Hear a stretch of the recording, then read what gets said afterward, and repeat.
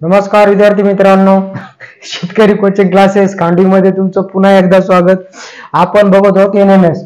आता एनएमएस मध्ये विद्यार्थ्याला बसण्यासाठी काय पात्रता पाहिजे हे आज आपण बघणार आहेत. बघा, मग पहिलं काय, महाराष्ट्र राज्यातील कोणत्याही शासकीय शासनमान्य अनुदानित स्थानिक स्वराज्य संस्थेतील इयत्ता 8वी मध्ये शिकत असलेल्या विद्यार्थ्यास परीक्षेस बसता येईल. म्हणजे शासन ज्या शाळेला 100% अनुदान देतं, ज्या शिक्षकांना पगारी चालू आहेत 100%, त्या शाळेतल्या विद्यार्थ्यांना परीक्षेस बसता येतं. इंग्लिश स्कूल वाल्याला बसता येत नाही. त्यांनी प्रयत्न पण करू नका, कारण की त्याला बसता येत नाही. कारण की शासनाने पहिलीच काय अट दिलेली, काय पात्रता दिलेली की महाराष्ट्र राज्यातील कोणत्याही शासकीय शासनमान्य अनुदानित स्थानिक स्वराज्य संस्थेतील अनुदान पाहिजे त्या शाळेला 100%, शिक्षकांना पगार चालू पाहिजे. त्याच वेळेस इयत्ता 8वी मध्ये शिकत असलेल्या विद्यार्थ्यास परीक्षेस बसता येईल अथवा बसता येणार नाही. शासन मान्य पाहिजे ती शाळा तरच बसता येईल, लक्षात राहू द्या. इंग्लिश स्कूल वाल्याला बसता येत नाही. दुसरं, पालकांचे आई व वडील दोघांचे मिळून वार्षिक उत्पन्न 3,50,000 पेक्षा कमी असावे. म्हणजे काय की पालकांचं जर आई वडिलांचं दोघांचे उत्पन्न 3.5 लाखाच्या जर समोर असेल तर त्याला बसता येणार नाही. 3,50,000 3.5 लाखापेक्षा काय पाहिजे, आपल्याला कमी पाहिजे, तरच त्या विद्यार्थ्याला एनएमएस परीक्षेत बसता येतं. तिसरी अट काय पात्रताची, नोकरीत असलेल्या पालकांनी विद्यार्थ्याचा जो पालक नोकरी करत आहे त्यांनी आपल्या तालुक्याच्या तहसीलदारांच्या किंवा तलाठ्यांचा सन 2025-26च्या आर्थिक वर्षाचा उत्पन्नाचा दाखला कुठल्या मुख्याध्यापकाकडे जमा करावा आणि मुख्याध्यापकांनी काय करायचं, जतन करून तो कचरा कुंडीत नाही फेकून द्यायचा. तो काय करायचा, जतन करून ऑफिस मध्ये ठेवायचा, म्हणजे तो आपल्याला पाठपुरावा राहील. मग तिसरी काय अट पात्रतेची, नोकरीत असलेल्या पालकांनी तहसीलदारांच्या किंवा तलाठ्यांचा सन 2025-26च्या आर्थिक वर्षाचा उत्पन्नाचा दाखला शाळेत मुख्याध्यापकाकडे जतन करावा किंवा जमा करावा आणि सदरचा उत्पन्न जो दाखला आहे मुख्याध्यापकाने काय करावं, शाळेत जतन करून ठेवा. पण जर नोकरीला जर कोणी जर असेल, ज्या विद्यार्थ्यांचे पालक किंवा आई जर नोकरीला असतील तर त्यांचा जो उत्पन्न दाखला तो मुख्याध्यापकाकडे जमा करा आणि त्यांचं सुद्धा वार्षिक उत्पन्न 3.5 लाखापेक्षा कमी पाहिजे, तरच त्या विद्यार्थ्याला परीक्षेत बसता येतं. पुढचा भाग आपण पुढच्या लेक्चर मध्ये पाहू. नंबर 4D काय म्हणलो होतो मी, विद्यार्थ्यांनी इयत्ता 7वी मध्ये किमान 55% गुण मिळवून उत्तीर्ण झालेला असावा. बघा काय म्हणलो मी की विद्यार्थी किंवा विद्यार्थ्यांनी, मुलगा असो किंवा मुलगा असो, इयत्ता 7वी मध्ये त्याला किती टक्के पडले पाहिजे. आता आपल्याला काय पाहिजे, परीक्षेचे वेळापत्रक खालीलप्रमाणे. कोणती परीक्षा, एनएमएस परीक्षा, लक्षात राहू द्या. बघा, विषयाचे नाव काय, बौद्धिक क्षमता चाचणी, त्याला म्हणतात मेंटल ॲबिलिटी टेस्ट. एकूण गुण किती असते, 90. एकूण प्रश्न किती असतात, 90. एक प्रश्न 1 मार्काला. कालावधी किती आहे, 90 मिनिटे. 90 मिनिटे म्हणजे 1.5 तास. आणि जे अपंग आणि दिव्यांग मुलं असतात त्यांना अर्धा तास शिल्लक, म्हणजे 1.5 तासाचे किती, 2 तास. पण हे कोणासाठी, फक्त अपंग आणि दिव्यांग मुलांसाठी. त्यांना वेळ किती असतो, सकाळी मॉर्निंगचा टाइम असतो. पहिला पेपर मेंटल ॲबिलिटी टेस्ट बौद्धिक क्षमता चाचणी किती, 10:30 ते 12. ओके. दुसरा जो पेपर असतो आणि 12च्या नंतर काय करायचं, आपण आपल्या घरी जायचं नाही. जे सेंटर आहे तिथं काय करायचं, 12 ते 1:30 पर्यंत विश्रांती घ्यायची, म्हणजे झोप नाही काढायची. जे आलेले जे डबे आहेत ना ते व्यवस्थित खायचे आणि भरम 5-7 पोळ्या नाही दाबायच्या. म्हणजे कसं, तुम्ही जर लय जेवला तर दुसऱ्या पेपरला डायरेक्ट झोपी जातात. त्याच्यामुळे थोडस 1-2 पोळ्याच खायच्या. 12 ते 1:30 पर्यंत काय तुम्हाला ब्रेकअप आहे, विश्रांती. त्याच्यानंतर जो दुसरा पेपर तुमचा शालेय क्षमता चाचणी, त्याला इंग्लिशमध्ये स्कॉलेस्टिक ॲप्टिट्यूड टेस्ट म्हणतात. त्याचे एकूण गुण किती असतात मुलांना, 90. आणि एकूण प्रश्न किती असतात, 90. म्हणजे एक प्रश्न 1 मार्काला. आणि याचा कालावधी किती असतो, 90 मिनिटे. 90 मिनिटे म्हणजे किती, 1.5 तास. आणि अपंग आणि दिव्यांग मुलांसाठी किती, अर्धा तास. कसं असतो, जास्त, म्हणजे आपल्या सर्वसाधारण मुलाला 1.5 तास, अपंग आणि दिव्यांग मुलासाठी 2 तास, म्हणजे 30 मिनिटे वाढून असतात. आणि त्याचा वेळ असतो बघा 1:30 ते 3, दुपारचे 1:30 ते 3, म्हणजे झोपायचा टाइम आहे, पण कमी जेवायचं व्यवस्थित, थोडं झोप येत नाही. किती 1:30 ते 3. आणि हे जे 2 पेपर आहेत, एक मॅट आणि सॅट, याच्यासाठी तुम्हाला किती टक्के गुण पाहिजे? 40% गुण पाहिजे. किती पाहिजे? 40% गुण. ओके. आपण पाहिलं होतं की आताच 40% पात्रता लागते. आता याच्यामध्ये 2 मुद्दे आहेत, एक ओपन आणि एक ओबीसी किंवा SC ST. आता बघा, सदर परीक्षेसाठी दोन्ही विषयात मिळून विद्यार्थ्यासाठी पात्रता गुण किती टक्के पाहिजे आपल्याला? 100% पेक्षा 40. तर बघा, जे ओपन वाले मुले, ओपन वाले किंवा ओबीसी वाले, ओके, ओपन किंवा ओबीसी वाले जे मुले आहेत यांना किती लागते? समजा यांना लागत आहेत 72 मार्क. किती लागत आहेत? 72 मार्क. मग ते 40% म्हणले, ते किती म्हणले? 40%. मग आपले 2 पेपर किती मार्काचे असतात? 180. ते किती? 40%. मग बघा, 40 गुणिले वरी 180 छेदामध्ये किती? 100. ओके, 100% पेक्षा किती टक्के? तर मग हे बघा, 0 कटला, हा 0 कटला, हा 0 कटला, हा 0 कटला, 18 चौक 72. म्हणजे जे ओपन वाले आणि जे ओबीसी वाले मुलं आहेत त्यांना किती मार्क लागतात? 72. हे झाले नुसते पास.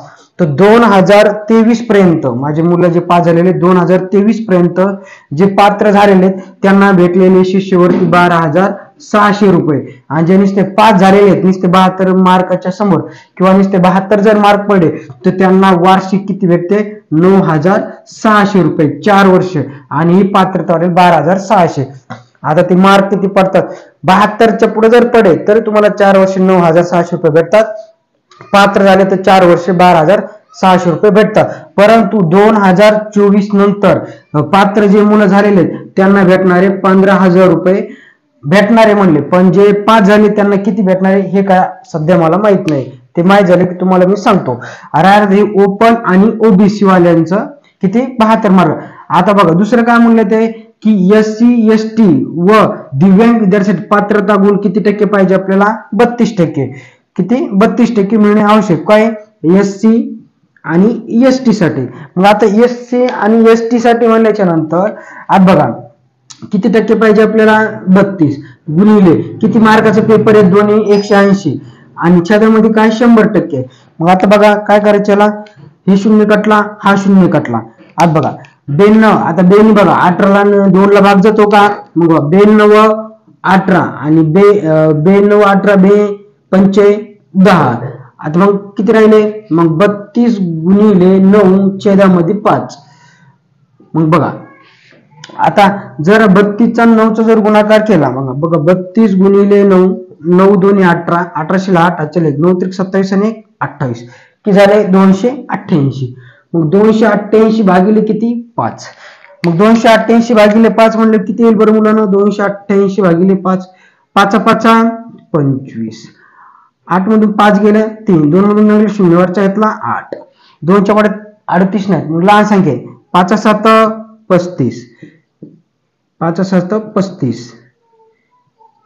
8 मधून 5 गेला 3, 3 मधून 3 गेला 0. आता इधर राहिले 5, इधर 5, इधर 3. मग इधर वरी संख्येत नाही भागायला, मग काय करायचं? दशांश द्यायचं. इधर लिहिले 0. 5 6 30, 30 मधून 30 गेले 0. म्हणजे काय? 57.6. म्हणजे पुढे 57.60. म्हणजे किती झाले? हे पूर्ण टोटल झाले समजा किती? 58 मार्क. म्हणजे जे SC आणि ST वाल्यांना किती मार्क लागत पास व्हायला? 58. परंतु इथं काय, जे ओबीसी, आता समजा 180 मार्काचं आहे, जर 120 मार्काला जर पात्र जर झालं तर जे ओबीसी कॅटेगरी वालेले त्यांना 110 वर त्यांची पात्रता लागली, त्याला पात्रच व्हावं लागलं, पास होऊन चालत नाही. पास जर झाले त्यांना शिष्यवृत्ती भेटत नाही. परंतु हे जे ओपन वाले हे जर समजा ओपन वाल्याची लागली 120 ला मेरिट 2025 ला आणि लागली, आणि काही मुलांना 72च्या पुढे पडेल तर त्यांना शिष्यवृत्ती भेटते. कोणची शिष्यवृत्ती असते? त्यांना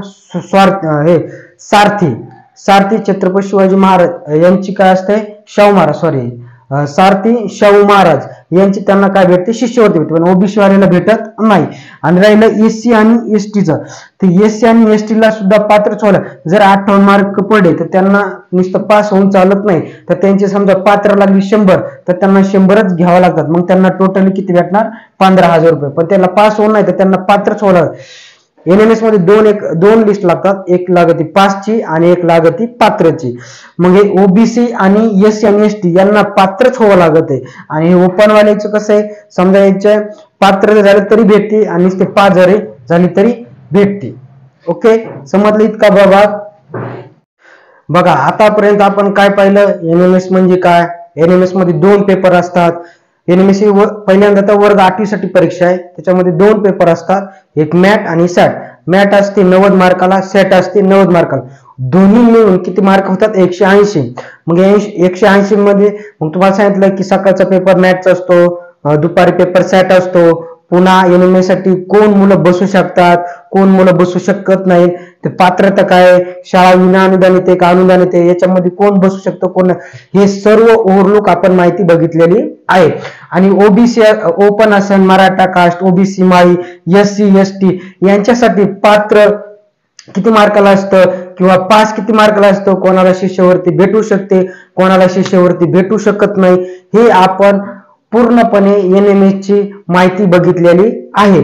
जर कोणाला काही कळालं नसेल तर माझा व्हॉट्सअप नंबर आहे 9552855565. त्यावर हे करा, म्हणजे त्यावर टाका की तुम्हाला काय समजलं नाही, किंवा कमेंट मध्ये तुम्ही करू शकता की सर मला या प्रश्नाचं उत्तर द्या, मी त्या प्रश्नाचं उत्तर देण्याचा प्रयत्न करीन.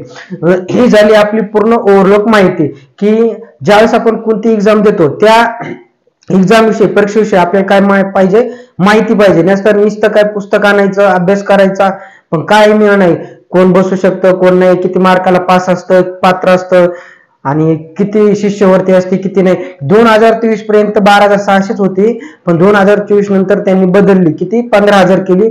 त्याच्यामध्ये 2 मेरिट लिस्ट लागतात, एक पात्रची आणि एक पासची.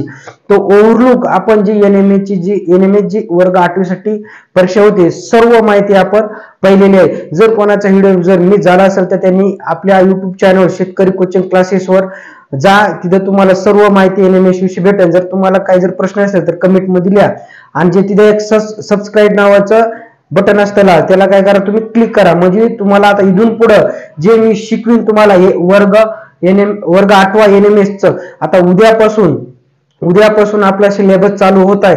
तर जे कोणी मिस केलेले तेवढे ते आपल्या युट्यूब चॅनलवर आहे आणि पूर्णपणे फ्री आहे. तुम्हाला 1 रुपया बी लागणार नाही.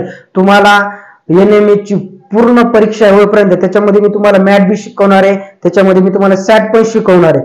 दोन्ही परीक्षा तुम्हाला 1 रुपया बी लागणार नाही, पूर्णपणे फ्री आहे, तुम्ही बघू शकता.